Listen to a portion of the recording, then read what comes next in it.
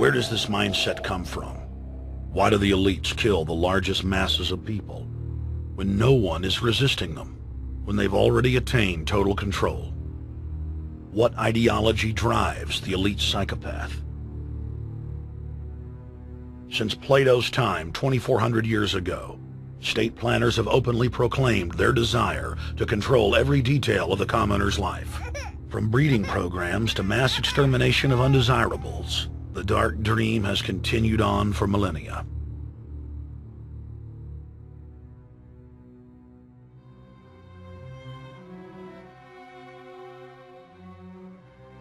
The scientific rationale for tyranny has always been attractive to elites because it creates a convenient excuse for treating their fellow man as lower than animals. Robert Thomas Malthus, famous for saying that a mass food collapse would be helpful because it would wipe out the poor. His fictional scenario would later be called a Malthusian catastrophe. Malthus is important because his ideas led to the rise of a new scientific field that would dominate the course of human history for the next 200+ years. Charles Darwin, an admirer of the Malthusian catastrophe model, developed the theory of evolution, its chief tenet being the survival of the fittest. With the help of T.H. Huxley, known as Darwin's bulldog for his strong support of Darwin's theories were pushed into wide acceptance among key scientific circles throughout England and then the world. Darwin's cousin, Francis Galton, credited as the father of eugenics, saw an opportunity to advance mankind by taking the reins of Darwin's evolution theory and applied social principles to develop social Darwinism. The families Darwin, Galton, Huxley, and Wedgwood were so obsessed with their new social design theory that they pledged their families would only breed with each other. They falsely predicted that within only a few generations, they would produce supermen. The emerging pseudoscience was only codifying the practice of inbreeding, already popular within elites for millennia. The four families experiment was a disaster. Within only 2 generations of inbreeding, close to 90% of their offspring either died at birth or were seriously mentally or physically handicapped. The moneyed class of the planet, and particularly the royal families of the world, who were already obsessed with breeding and filled with a predatory disdain for the underclass, seized on the new science and began aggressively enforcing its aims worldwide.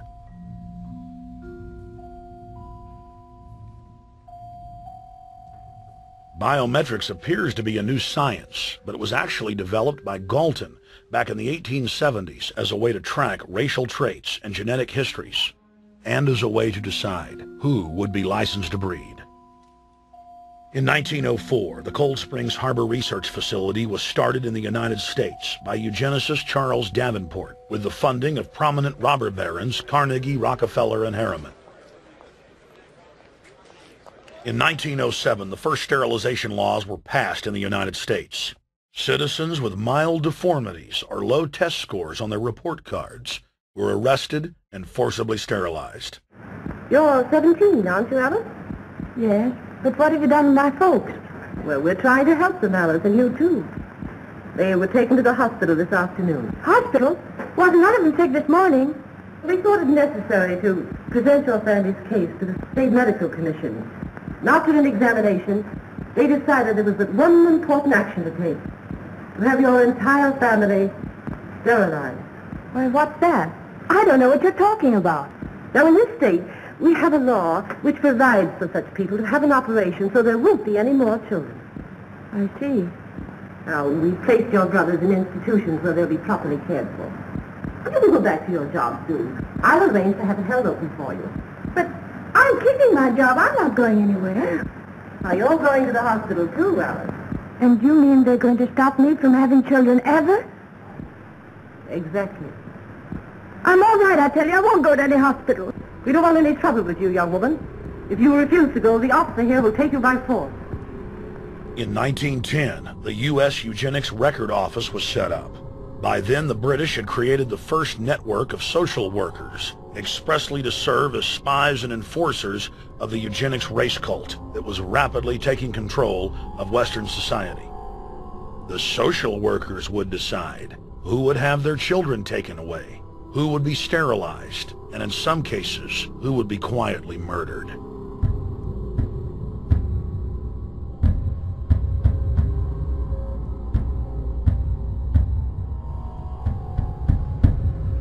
In 1911, the Rockefeller family exports eugenics to Germany by bankrolling the Kaiser Wilhelm Institute, which later would form a central pillar in the Third Reich. At the 1912 International Eugenics Conference in London, eugenics becomes an international craze and gains superstar status. The futurist and best-selling sci-fi author H.G. Wells had studied biology under top eugenicists and was spreading the new faith worldwide. In 1916, H.G. Wells' lover, Margaret Sanger, starts her promotion of eugenics in the United States. In 1923, Sanger receives massive funding from the Rockefeller family. Sanger wrote to fellow eugenicist Clarence J. Gamble that black leaders would need to be recruited to act as frontmen in sterilization programs directed against black communities. In 1924, Hitler pens Mein Kampf, or My Struggle, and credits U.S. eugenicists as his inspiration. Hitler even wrote a fan letter to American eugenicist and conservationist Madison Grant, calling his race-based book, The Passing of the Great Race, his Bible. Hitler developed the plan for mass extermination of the Jews and what he called other sub-races, as well as the handicapped, from Grant. By 1927, eugenics hit the mainstream. The so-called science was aggressively pushed through contests at schools, churches, and at state fairs. Churches competed in contests with big cash prizes to see who could best implement eugenics into their sermons. Major denominations then tell Americans that Jesus is for eugenics. That same year in the United States, more than 25 states passed forced sterilization laws, and the Supreme Court ruled in favor of brutal sterilization policies. When Hitler came to power in 1933, one of his first acts was to pass national eugenics laws, modeled after laws in the United States.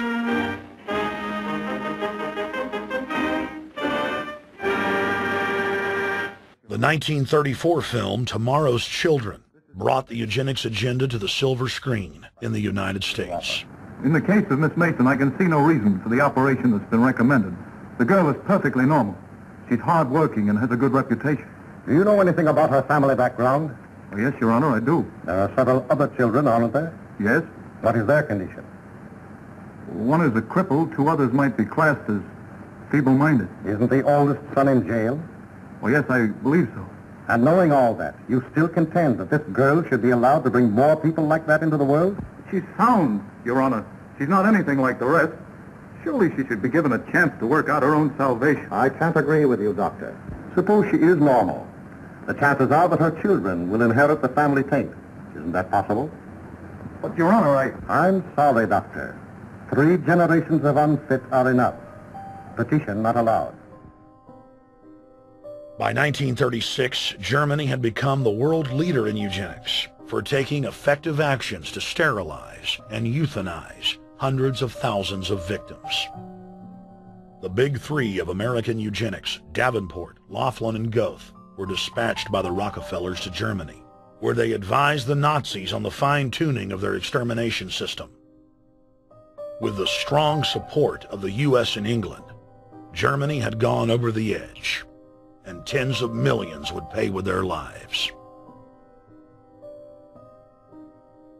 At the end of the war, the Allies protected from prosecution the very Nazi scientist that had tortured thousands of people to death. The Nazi brand of eugenics had embarrassed the elites, but they had no intention of stopping their plans. The Allies literally fought with each other over who would get top Nazi eugenicist. It didn't matter if the SS doctors had tortured tens of thousands to death. They were free to go. the angel of death, Joseph Mengele, and his boss, Ottmar von Verscher, were not prosecuted, and von Verscher even continued his work in Germany after the war. Eugenicists were angry that their great work had been exposed. They then scrambled to camouflage their agenda. Eugenics Quarterly became Social Biology. The American Birth Control League became Planned Parenthood. New terms like transhumanism, population control, sustainability, conservation, and environmentalism replaced racial hygiene and social Darwinism. Many eugenicists of the previous period engaged in what they called crypto-eugenics. Purposefully taking their eugenics beliefs underground, they became highly respected anthropologists, biologists, and geneticists in the post-war world.